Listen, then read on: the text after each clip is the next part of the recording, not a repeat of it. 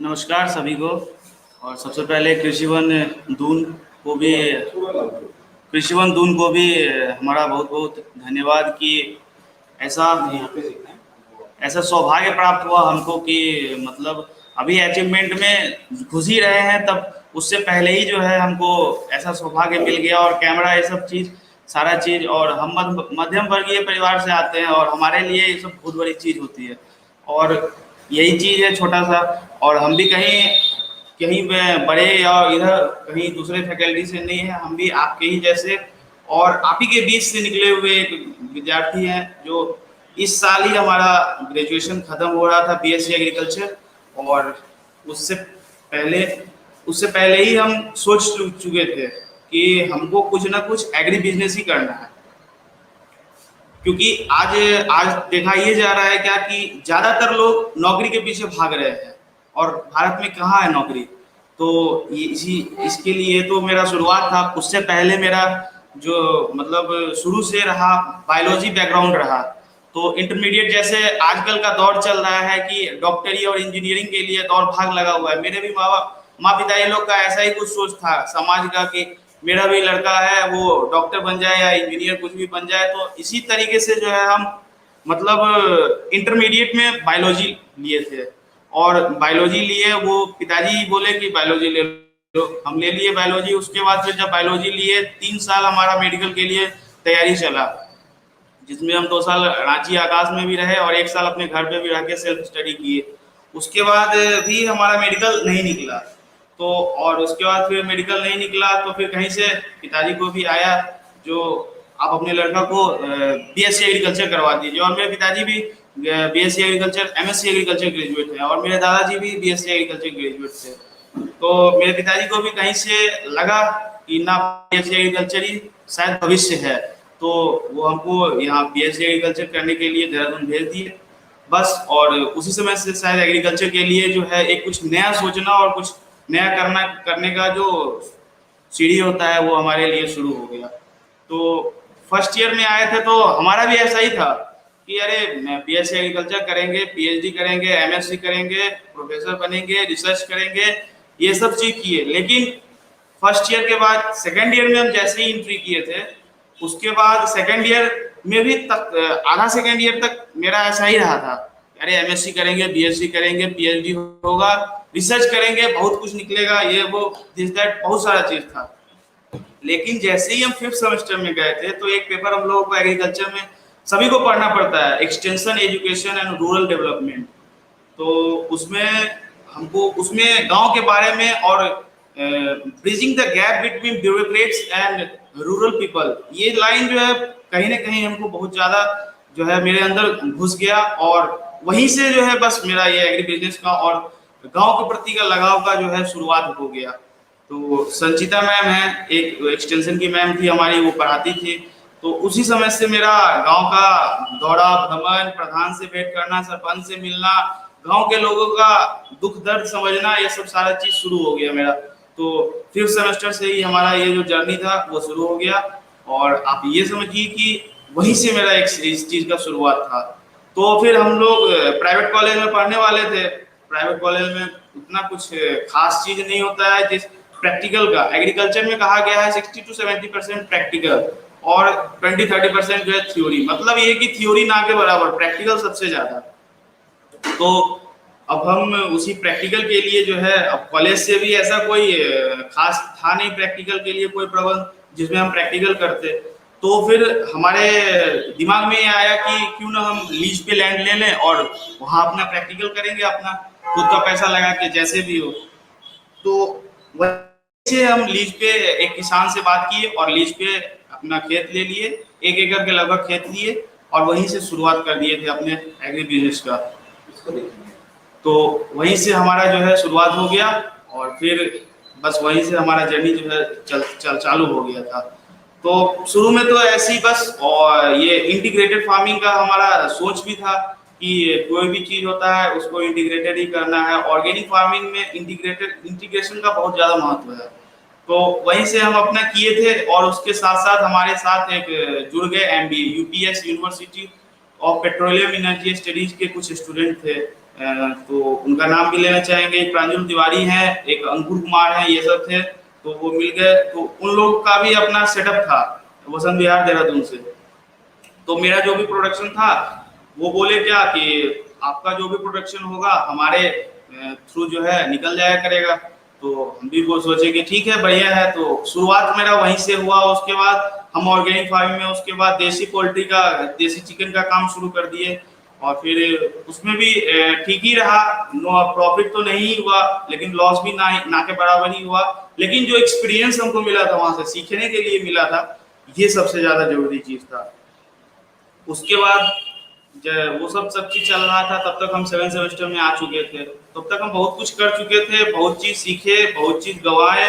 गवाए क्या, पैसा ही गवाए, और सीखे बहुत चीज। तब फिर 7 सेमेस्टर का एग्जाम के बाद कृषि वन में ट्रेनिंग, रावे का ट्रेनिंग हो रहा है, तो उस ट्रेनिंग को भी किए, ट्रेनिंग भी किए, सारा चीज वहां से भी बहुत ज्यादा प्रोत्साहन मिला कि नहीं, एग्री बिजनेस सही में ये जो है बहुत अच्छा चीज है, और इसको करना ही जो है हम लोगों के लिए और बीएससी एग्रीकल्चर वाले के लिए सबसे ज्यादा जो है महत्वपूर्ण है। तो फिर वहीं से शुरू हुआ। उसके बाद जब एग्जाम खत्म हो गया, तो फिर सब जगह, हर जगह लॉकडाउन ही लग गया, ये कोरोना के कारण। तो फिर लेकिन कोरोना के कारण लॉकडाउन तो लग गया, लेकिन हम तब हम घर पे थे, और इसी लॉकडाउन के बीच हम घर से देहरादून का सफर भी तय किए। और फिर जब देहरादून आए, उसके बाद हम फिर से अपना कंपनी एस्टेब्लिश कर लिए। घर वाले को समझाना बहुत मुश्किल था कि पढ़ाई के बाद बिजनेस करेंगे, और घर वाले मानने के लिए तैयार नहीं थे। वो उनका यही है कि जॉब करो, जॉब करो, सारा चीज हो जाएगा, शादी ब्याह सही से हो जाता है अपने यहाँ। ये सबसे बड़ी चीज होती है कि शादी ब्याह, कि लड़का जॉब कर रहा है, उधर कर रहा है, इतना लाख सैलरी है और जॉब हो गया है, मतलब कि शादी हो जाएगा सही से, इतना बस सोचना है, आगे का और कुछ नहीं सोचना है। लेकिन फिर भी हम इस सबको ध्यान में देखते हुए अपने पिताजी को, अपनी माँ को बहुत ज्यादा कन्विंस करने की कोशिश किए, और उसके बाद शायद हम सफल रहे। और उसके बाद हम दोबारा से फिर से देहरादून आए, और सबसे पहला काम हम यही किए कि अपना कंपनी स्टेब्लिश कर लिए। कि कोई भी काम रजिस्टर्ड फॉर्म में हो और किसी बैनर के नीचे होता है तो बढ़िया होता है। इसी चीज को लेके तो जाके हम एलएलपी में, लिमिटेड लायबिलिटी पार्टनरशिप में, हम अपना कंपनी रजिस्टर कर लिए, जिसका नाम हम प्रैक्टिकल समय में ही देसी इंटीग्रेटेड फार्म रखते थे, और उसी नाम को जो है हम रजिस्टर भी करवाए, और रजिस्टर हो गया। उसके बाद साथ में अब हम हैं कि एक और मेरे पार्टनर हैं, मेरे घर के ही हैं, तो वो दोनों मिलके अभी वो फंसे हुए हैं कहीं, तो वो भी आ जाएंगे। लेकिन अभी हम यहाँ पे देख रहे हैं, हमारे ही थ्रू सारा काम हो रहा है, चल रहा है सेटअप भी। अब क्योंकि अब लॉकडाउन की वजह से तो सब चीज बर्बाद हो चुका था, तो उसको री एस्टेब्लिशमेंट जो होता है वो हम जो है शुरू कर चुके हैं, कर रहे हैं। और मेरा मेनली फोकस देसी चीज पे है, और देसी में ऑर्गेनिक और नेचुरल, जिसमें कि लो कॉस्ट हो और हाई हाई आउटपुट निकले। ये नहीं कि अब 2-4-5 लाख रुपया लगा दिए हैं और 10,000 रुपया आ रहा है, इसका कोई मतलब ही नहीं है। और सबसे बड़ी बात है कि आज के लोग खर्च करने के लिए तैयार हैं, प्योर प्रोडक्ट लेने के लिए तैयार है, लेकिन क्या है कि उनको देने के लिए कोई तैयार नहीं है। तैयार इसलिए भी नहीं है, थोड़ा थोड़ा में जो है बेईमानी कर लेता है। अब बेईमानी कर लेता है तो फिर कहाँ से वो भी बढ़ेगा, न लोगों को कुछ मिल पाता है, प्योर प्रोडक्ट मिल पाता है, और ना ही वो आगे बढ़ पाते हैं। तो इसी चीज के लिए है, तो ये स्टार्टअप है हमारा देसी इंटीग्रेटेड फार्म। तो उसी से हम अपना स्टार्टअप किए, जिसके सीईओ हम खुद ही हैं, और वहीं से जो है अब एक नई जिंदगी का शुरुआत है। और ये शुरुआत ऐसा है कि ये एग्री बिजनेस, एक एग्रीकल्चर एक ऐसा बैकग्राउंड है जिसमें कि जिसका अगर कोई बिजनेस करता है तो वो उसको चलना ही चलना है, उसका फ्लॉप होने का चांस हमको लगता है कि 0% है। इसलिए क्योंकि एग्रीकल्चर के कारण ही तो अब पूरा जिंदगी चल रहा है, पूरा धरती चल रहा है। हम लोग मोबाइल, टेलीफोन, वाईफाई ये सब के बगैर रह सकते हैं, लेकिन खाना के, अन्न के बगैर तो कभी नहीं रह सकते हैं। तो हम लोग को 2 टाइम का खाना तो जरूरी ही जरूरी मिलना है। अगर खाना नहीं मिलेगा तो फिर कोई नहीं जिंदा रहेगा। तो इस चीज को जो समझ गया कि एग्रीकल्चर जो है मतलब अपने भारत का बैकबोन रहा है। इंडियन इकोनॉमिक जो है सबसे ज्यादा एग्रीकल्चर पे ही डिपेंड करता था, लेकिन आज घट गया है, कहीं ना कहीं से कुछ ना कुछ हम में ही कमी है जो हम लोग ही इस चीज को ध्यान नहीं दे पाए। मतलब ये समझिए कि अब बस एग्रीकल्चर करने का मतलब यही सब समझता है, एग्रीकल्चर कर लेंगे, कोई एमएससी में चला जाता है, कोई पीएचडी में चला जाता है, कोई एएफओ के लिए तैयारी करने लगता है, कोई एसडीओ बन जाता है। ठीक है, बन जाइए, कोई दिक्कत नहीं है, लेकिन आप जिस कारण जिस चीज के लिए बन रहे हैं कम से कम उसका भी तो थोड़ा सा ध्यान दीजिए। आप एसडीओ बन गए, आप ब्लॉक एग्रीकल्चर ऑफिसर बन गए, लेकिन बस अपना ही छापने में लगे हुए हैं, तो फिर क्या हो गया? तो उससे उससे किसी का मतलब फायदा कहाँ हो रहा है? आप तो बन तो गए, अब सारा चीज हो गया, आप गाड़ी में घूम रहे हैं, कार में, एसी में, जितना जो जो भी चीज होता है सारा चीज कर रहे हैं, लेकिन आपको मेनली एग्रीकल्चर के लिए वहां पे डिप्यूट किया गया था और रूरल डेवलपमेंट के लिए डिप्यूट किया गया वहां पे। तो इस चीज को कहीं ना कहीं से ध्यान देना होगा, क्योंकि भारत शुरू से लेके और आज भी गांव गांव प्रधान देश रहा है, और हमारा तो ये है कि रह रहा है और रहेगा। ये तीनों है, तीनों चीज इसमें है। और आज देख लीजिए सीधा कि लॉकडाउन लगा तो हर जगह से लोग भाग के गांव में ही जाने का सोचा। ये कोई नहीं सोचा कि अब हम दिल्ली में रह रहे हैं तो हम दिल्ली में ही रहते हैं, नहीं, मुंबई में रह रहे हैं तो मुंबई में ही रहते हैं, सब अपने अपने गांव के ही तरफ भाग गया, भागने का सोचा। अगर सोच लीजिए कि अगर गांव से सारा जमीन बेच के अगर हम शहर में शिफ्ट हो गए, तो फिर अगर ऐसा महामारी या ऐसा कोई भी विपदा आता है तो फिर हम कहाँ जाएंगे? हमको तो रेंट भी नहीं देगा रूम, गांव में जाएंगे तो घुसने नहीं देगा सबसे पहले, और रेंट पर भी नहीं रहने के लिए देगा। ये चीज सबसे ज्यादा जरूरी है, और इसको सोचना सबके लिए जो है, एग्रीकल्चर वाले के लिए सबसे ज्यादा, क्योंकि अब एग्रीकल्चर में ये देख लीजिए कि आज के समय में बीटेक वाले, एमबीए वाले, और एमबीए में ये नहीं एबीएम एग्री बिजनेस मैनेजमेंट नहीं, एमबीए में मार्केटिंग लाइन, लॉजिस्टिक और भी बहुत सारा ब्रांच होता है, वो लोगों का जो है इसमें अतिक्रमण हो रहा है। हाँ, अतिक्रमण हम बोलेंगे, अतिक्रमण हो रहा है इसलिए कि एग्रीकल्चर वाला को कोई सुध ही नहीं है इसके लिए।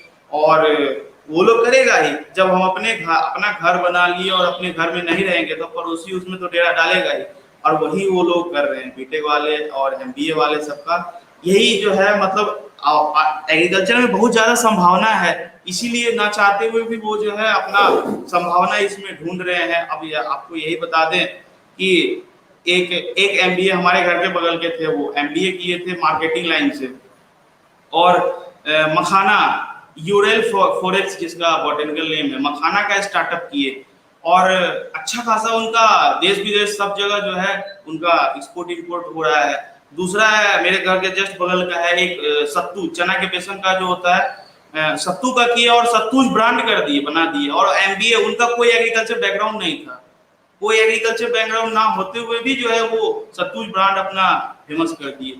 तो हम लोग को भी जो है जॉब को छोड़ के और कहीं ना कहीं एग्री बिजनेस पे जो है ज्यादा करना पड़ेगा, और शायद जो भी आप लोग उनको देख रहे हैं तो हमसे कुछ सीखने का कोशिश की अगर करेंगे तो कहीं ना कहीं हमारा भी सोचना सार्थक हो जाएगा कि हम जो ऐसा सोचे और हम जो ऐसा किए, तो ये सार्थक होते जा रहा है धीरे धीरे। तो इसी के लिए जो है बीएससी एग्रीकल्चर कीजिए, अच्छी बात है। बायोलॉजी आप जिनका बायोलॉजी बैकग्राउंड है इंटरमीडिएट में, या फिर जिनका मैथमेटिक्स बैकग्राउंड